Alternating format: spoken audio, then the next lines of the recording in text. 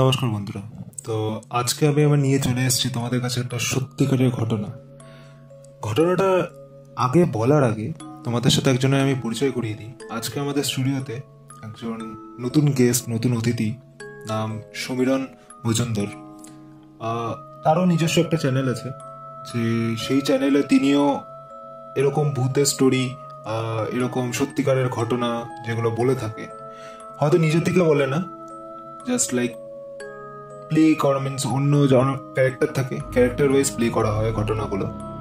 তো আজকে তাকে আমার চ্যানেলে পেয়ে আমি খুব খুশি। ঘটনাটা যাওয়ার আগে আজকে যেই বিষয়ের উপরে আমি ঘটনাটা বলতে চলেছি, সেই বিষয়টার ব্যাপারে তোমাদেরকে একটু জানিয়ে দিই। বিষয়টার নাম হচ্ছে মুঞ্জা। হিন্দু মাইথোলজি হিসাবে এটা সেকেন্ড ডেডলিয়েস্ট এন্টিটি, যেটা কিনা একটা মানুষকে ধরলে তাকে খুব সহজে মারতে তার 2 মিনিটও সময় লাগে না, খুব সহজেই তাকে মেরে ফেলতে পারে। তো সেটার ওপরেই আজকে আমাদের পুরো ঘটনাটা, একটা সত্যিকারের ঘটনা তোমাদের সামনে প্রস্তুত করতে চলেছি আমি। যদি তোমাদের এই ঘটনাটা ভালো লেগে থাকে তো প্লিজ একটা লাইক আশা করি তোমাদের থেকে আমি। সাবস্ক্রাইব করে দিও চ্যানেলটা। আর ঘটনাটা কেমন লাগলো প্লিজ আমাকে কমেন্ট করে জানিও। তো আজকে আমি আমার ঘটনাটা স্টার্ট করছি। সর্বপ্রথমত থ্যাংক ইউ সিঞ্জয়, আমাকে তোমার এই চ্যানেলে ডাকার জন্য এবং এই স্টুডিওতে ডাকার জন্য। এবার আসি তোমার কথাতে। তুমি যেরকম বললে মুঞ্জা হলো হিন্দু মাইথোলজির সেকেন্ড ডেডলিয়েস্ট এন্টিটির মধ্যে একজন।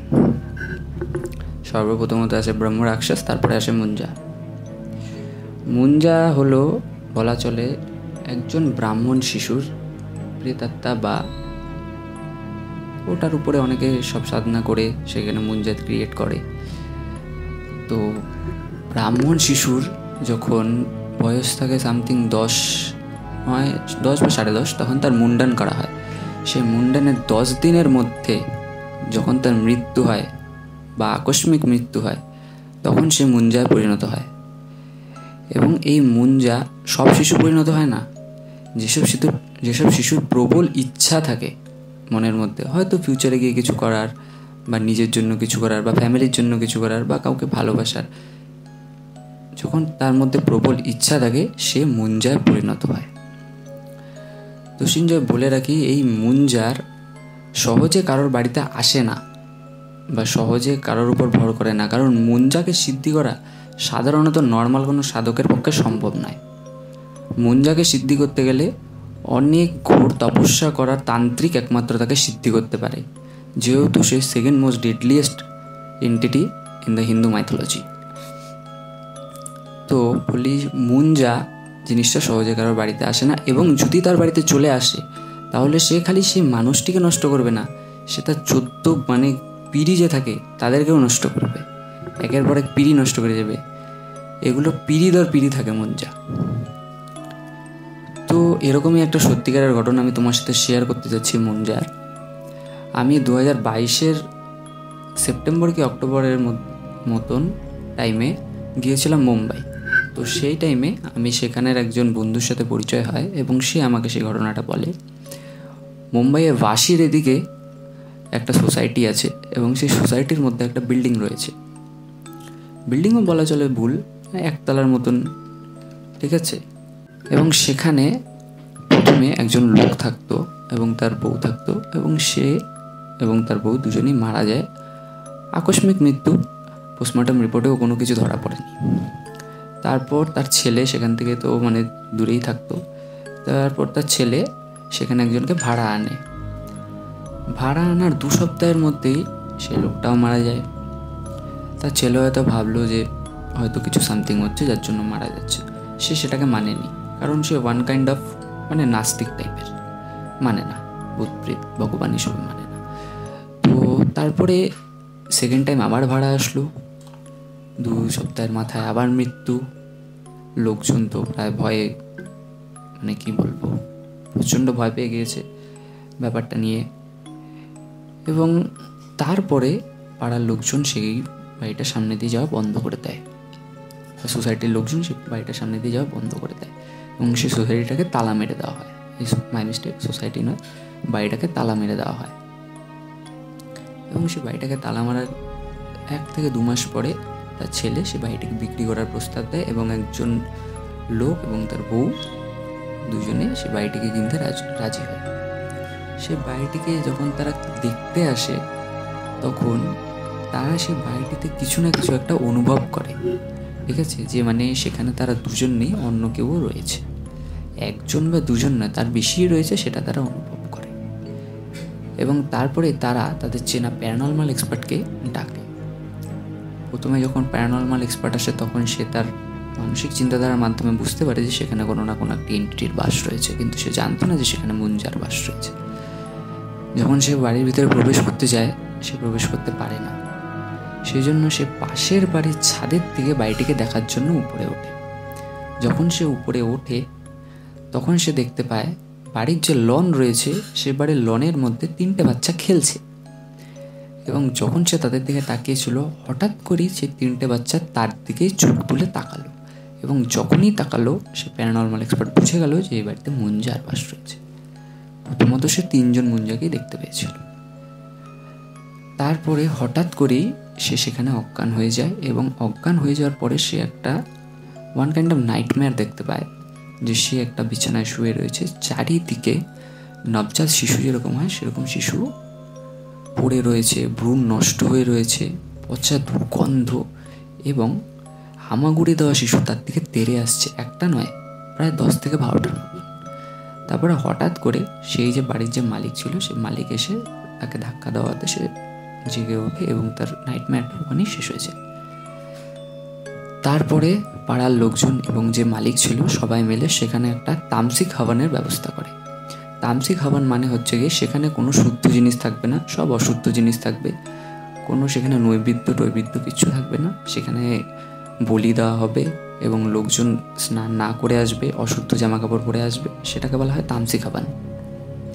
তো সবাইকে আসার জন্য প্রস্তাব দেওয়া হলো, এবং যারা যারা সেই মানে বাড়িটির প্রতি মানে হেল্পফুল তারা অবশ্যই এসেছিল এবং এসে সেই হাবানে যুক্ত হয়। সেখানে মহিলারাও ছিল, পুরুষরাও ছিল।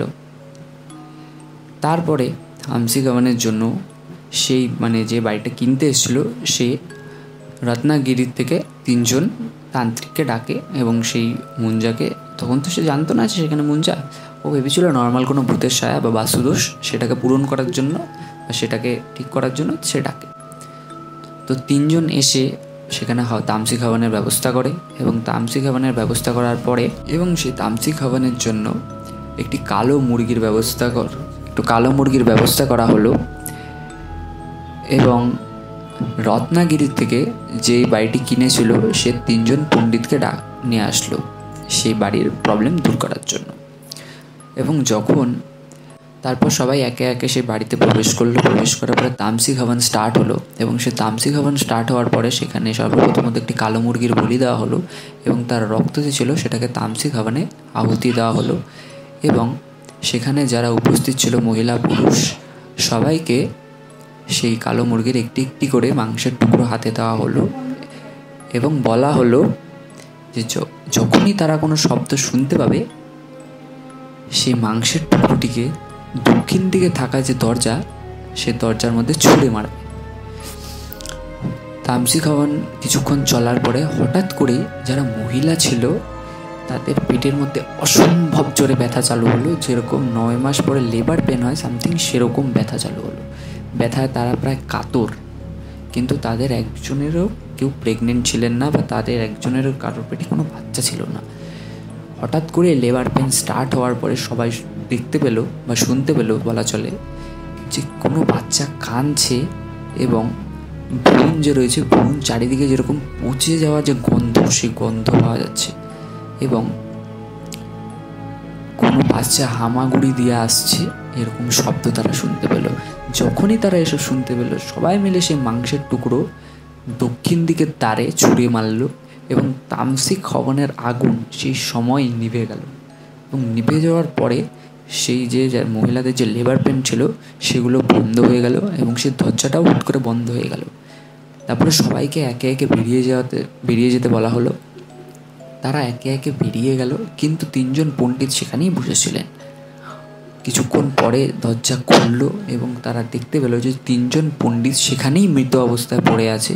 একজনের একটু বলা চলে শ্বাস বাকি ছিল, একজন একটু জ্ঞানে ছিলেন।